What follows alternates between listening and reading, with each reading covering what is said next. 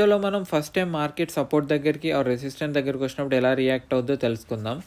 So మీరు మార్కెట్‌లో first resistance and supports draw చేసుకున్న తర్వాత మార్కెట్ ఎప్పుడైనా గానీ ఫస్ట్ టైం సపోర్ట్ దగ్గరకొస్తే ఇక్కడికెళ్ళి ఒక బౌన్స్ అనేది వస్తది. అలాగే మార్కెట్ ఎప్పుడైనా గానీ ఫస్ట్ టైం రెసిస్టెన్స్ దగ్గరకొస్తే ఇక్కడికెళ్ళి ఒకటి బౌన్స్ అనేది వస్తది డౌన్ సైడ్.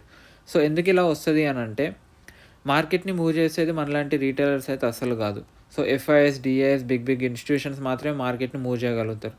సో ఎఫ్ఐఎస్ ఇక్కడ వాళ్ళు సపోర్ట్ ఫైండ్ చేసి ఇక్కడికెళ్ళి మార్కెట్‌ని మూవ్ చేశారంటే, సో ఫస్ట్ టైం ఎప్పుడైతే ఈ సపోర్ట్ దగ్గరకొస్తదో వీళ్ళు అంత ఈజీగా లాస్ బుక్ చేసుకోవడానికి ఇష్టపడరు. సో వాళ్ళ దగ్గర ఎక్కువ మనీ ఉంటది కాబట్టి, సో ఇక్కడ మనీ ఇంకా పంప్ చేసి మార్కెట్ అనేది మూవ్ చేస్తారు. సో ఇలా పైకెళ్ళినప్పుడు వీళ్ళ పొజిషన్స్ అనేది కొన్ని ఎగ్జిట్ చేసుకుంటా ఉంటారు. సో రెసిస్టెన్స్ కూడా అంతే.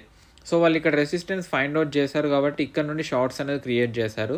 ఇఫ్ ఇన్ కేస్ మార్కెట్ కనుక మళ్ళీ రెసిస్టెన్స్ దగ్గరకొస్తే సో మనం మాట్లాడుకున్నట్టు వాళ్ళు లాసెస్ అంత ఈజీగా తీసుకోరు కాబట్టి మళ్ళీ ఇక్కడ వాళ్ళ దగ్గర డబ్బులు ఎక్కువ ఉంటాయి కాబట్టి ఇక్కడ మనీ అనేది పంప్ చేసి మళ్ళీ మార్కెట్‌ని డౌన్ సైడ్ తీసుకొస్తారు. అండ్ ఇలా డౌన్ సైడ్ వచ్చినప్పుడు ఈ ఈ కండిషన్స్‌లో వాళ్ళు ఎగ్జిట్ అయిపోతా ఉంటారనమాట. ఇలా డౌన్ సైడ్ వచ్చినప్పుడు వాళ్ళు లిక్విడిటీ తీసుకొని ఇక్కడ ఎగ్జిట్ అయిపోతా ఉంటారు.